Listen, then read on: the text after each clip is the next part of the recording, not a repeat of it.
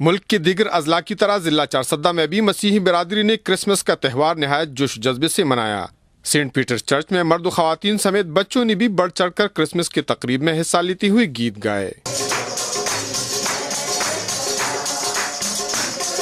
پادری اسٹیفن نے عیسیٰ مسیح کی پیدائش اور زندگی پر تفصیلاً روشنی ڈالتے ہوئے دنیا بھر کے انسانوں کے لیے ذریعہ نجات قرار دیا، جبکہ ان کی تعلیمات پر عمل پیرا ہو کر دنیا کے کونے کونے میں پیار اور محبت بانٹا جا سکتا ہے۔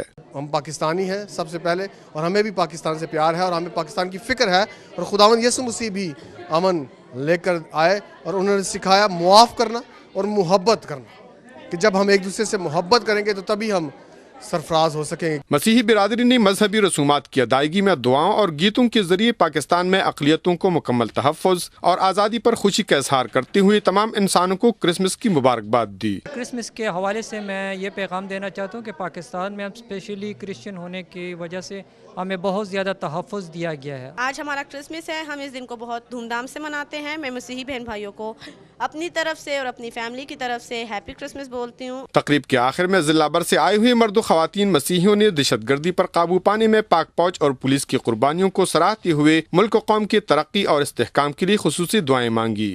کفایت اللہ یوسف زئی، آج نیوز، چارسدہ۔